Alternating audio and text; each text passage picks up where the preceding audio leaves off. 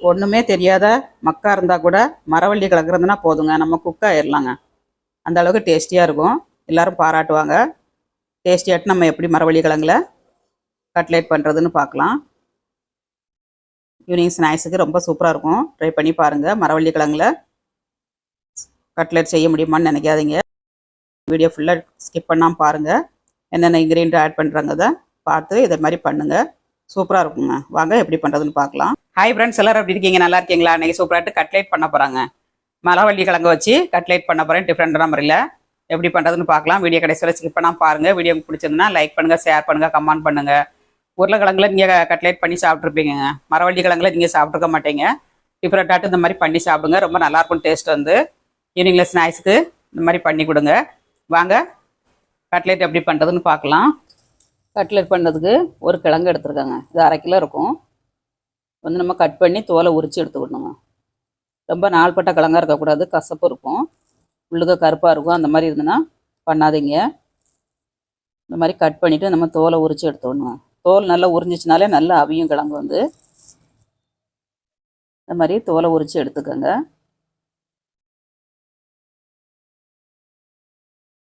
தோலை உரித்து எடுத்தாச்சுங்க.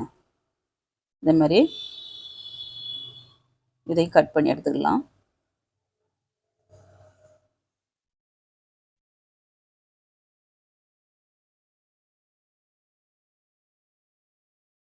தோலை உரிக்கிறது வந்து ரொம்ப ஈஸி வந்துடும். சிலவங்க வந்து அப்படியே வச்சு அவைப்பாங்க. அப்படியே வச்சு அவைக்காதீங்க.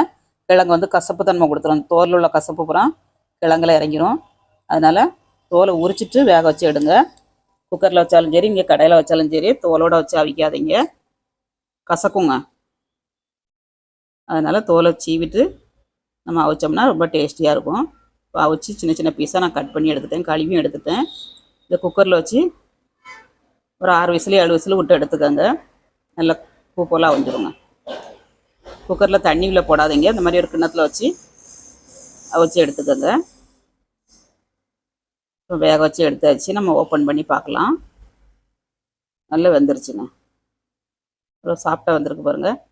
இந்த மாதிரி வேக வச்சு எடுத்துக்கணும். அப்போ தான் நம்மளுக்கு மசிக்கிறதுக்கு ஈஸியாக இருக்கும். உங்களுக்கு மசிக்கிறதுக்கு வரல அப்படின்னா வாழைக்காய் புட்டை அரிக்கிற அறுப்பு இருக்குது பாருங்கள், அதில் வச்சு துருவி எடுத்துக்கோங்க.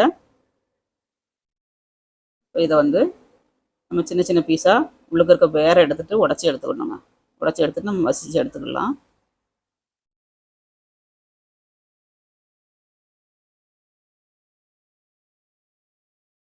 ஒரு சில கிழங்கு வந்து அவியவே செய்யாதுங்க. அதை வந்து நீங்கள் துருவி எடுத்துக்கலாங்க புட்டத்தில் வச்சு. இதில் இருக்க வேரை வந்து நம்ம எடுத்துக்கணும். நடுசில் வந்து வேர் இருக்கும், சூடாக இருக்குது. இந்த மாதிரி வேர் எடுத்துக்கணுங்க. இந்த மாதிரி வேரை வந்து எல்லா கிழங்குலையும் எடுத்துக்கோங்க. எல்லாத்துலேயுமே இருக்கும்.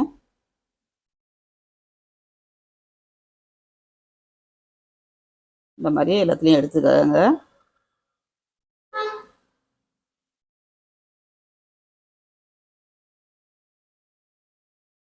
வேரெல்லாம் எடுத்தாச்சுங்க. சின்ன சின்ன பீஸாக உடச்சி நம்ம போட்டு மசிச்சுக்கலாம்.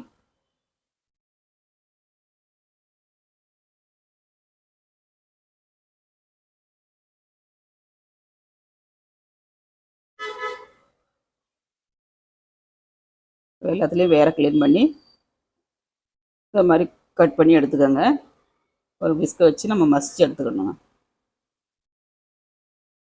பட்டோட்டா மேசை இருந்ததுன்னா அதை வச்சு மசிச்சு எடுத்துக்கோங்க.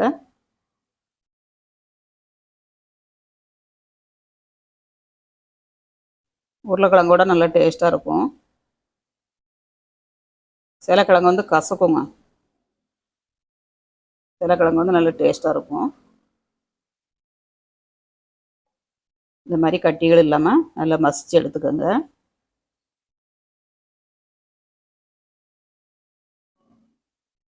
அவிச்சு தாளித்து சாப்பிட்லாம், கறி வச்சு சாப்பிட்லாம், குழம்பு வைக்கலாம், புட்டு வைக்கலாம், அடை தோசை சுடலாம். ரொம்ப நல்லாயிருக்கும் மரவள்ளி கிழங்குல.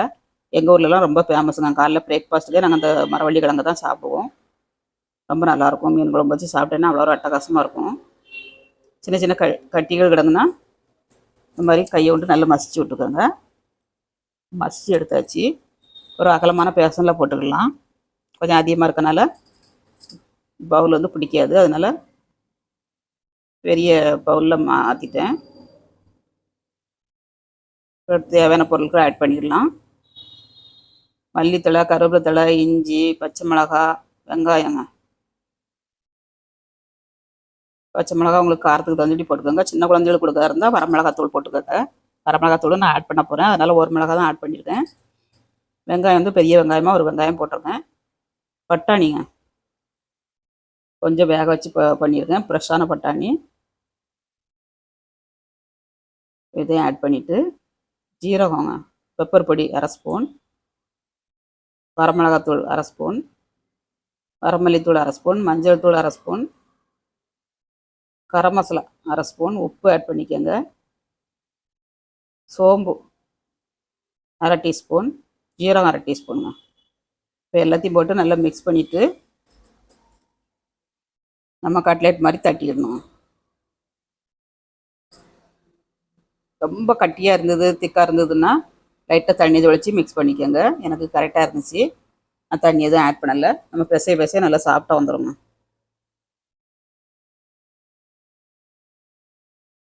பச்சரிசி மாவு வந்து ஒரு 5-6 ஸ்பூன் போட்டிருக்கேன். போட்டிங்கன்னா தான் உங்களுக்கு உருந்து போகாது, அதனால் அரிசி மாவு கொஞ்சம் ஆட் பண்ணிக்கோங்க.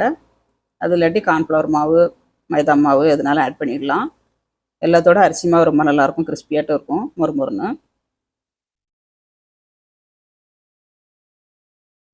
நல்லா மிக்ஸ் பண்ணியாச்சுங்க.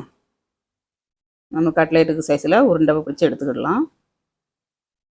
இந்த மாதிரி உருண்டை பிடிச்சிட்டு நம்ம கையில் வச்சு தட்டி எடுக்கணுங்க. ஓரத்துலலாம் வெடிப்பு இல்லாமல் இந்த மாதிரி சைடில் தட்டி கொடுத்தீங்கன்னா சூப்பராக கிடைக்குங்க உங்களுக்கு. இந்த மாதிரி தட்டணுங்க. இதை வந்து நீங்கள் மைதா மாவு, அது இல்லைன்னா முட்டை, கார்ன்ஃப்ளவர் மாவு எதுலனாலும் முக்கி ப்ரெட் க்ரம்ஸில் போட்டு எடுக்கணுனாலும் எடுக்கலாம், அப்படியே ஃப்ரை பண்ணாலும் பண்ணிடலாங்க. நான் இன்றைக்கி அப்படியே தான் ஃப்ரை பண்ண போகிறேன்.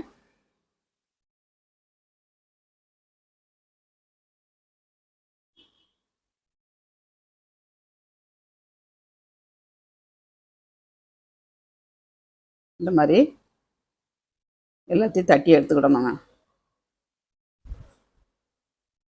தட்டி எடுத்து வச்சுட்டு நம்ம போட்டோம்னா எல்லாம் டக்கு டக்குன்னு போட்டு எடுக்கலாம். இல்லைன்னா கொஞ்சம் லேட்டாகும். நம்ம உருண்டை பிடிச்சி எடுக்கிறதுக்குள்ளே ஒன்று வெந்துடுங்க.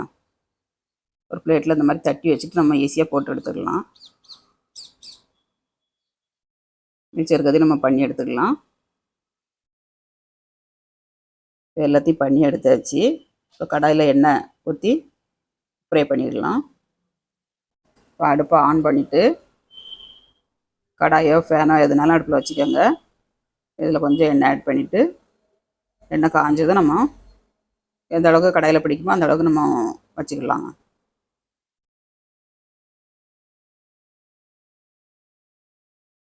கம்மியான எண்ணெயில் தோசை தவாவில் போட்டு எடுக்கணும்னாலும் நீங்கள் போட்டு எடுங்க, நல்லாயிருக்கும் அதுவும்.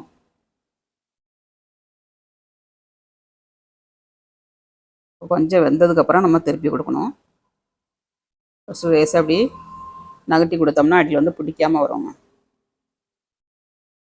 கொஞ்சம் வெந்ததுன்னா நம்ம திருப்பி போட்டோம்னா 2 பக்கமும் ஒன்று போல் வேகும், கலரும் ஒன்று போல் கிடைக்கும் உங்களுக்கு.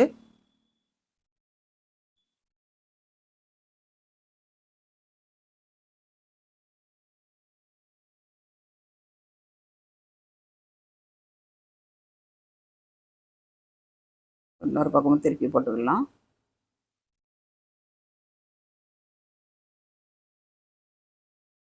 யாரெல்லாம் மரவள்ளி கிழங்குல கட்லெட் ட்ரை பண்ணியிருக்காங்க தான் கமெண்ட்ஸ் பண்ணுங்கள், சப்போர்ட் பண்ணுங்கள். எங்கள் சேனலுக்கு முதல் முறையாக பார்க்கறதா இருந்தால் தொடர்ந்து ஆதரவு கொடுங்க.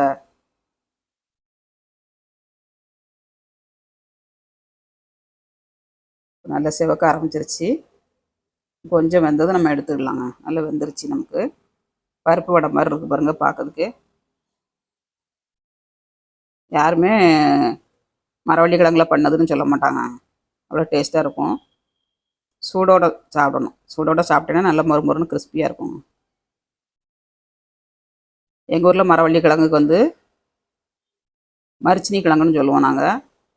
கப்பக்கிழங்கு, குச்சி கிழங்கு, நிறைய பேர் நிறைய பேர் சொல்லுவாங்க. எங்கள் ஊரில் வந்து காலையில் வியாபாரத்துக்கு தெரு தெருவாக கொண்டு வருவாங்க. அப்போ வந்து மரிச்சினி கிழங்குன்னு தான் விற்பாங்க. எங்கள் ஊரில் நாங்கள் மரிச்சினி கிழங்குன்னு தான் சொல்லுவோம் இதை. உங்கள் ஊரில் என்ன பேருன்னு கமெண்ட்ஸ் பண்ணுங்கள். கிழங்கு பேர். ஒரு கடாயை எடுத்தாச்சு. அடுத்தது இன்னொரு கடாயை போட்டுக்கலாம். அதே மாதிரி திருப்பி திருப்பி போட்டு வேக வச்சு எடுத்துக்கோங்க. இதையும்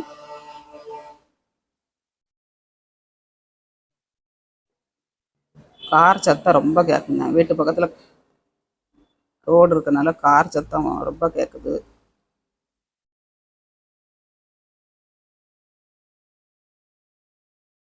இதுவும் வெந்துருச்சு, நம்ம எடுத்துக்கலாம்.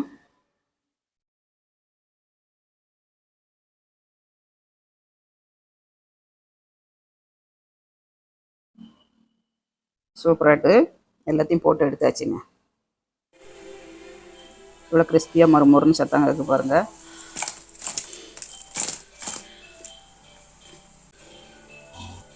ஒரு பிளேட்டில் சேவ் பண்ணிக்கலாம். இன்றைக்கி ஈவினிங்கில் ஸ்நாக்ஸுக்கு டீயும் மரவள்ளி கிழங்கு கட்லேட்டுங்க.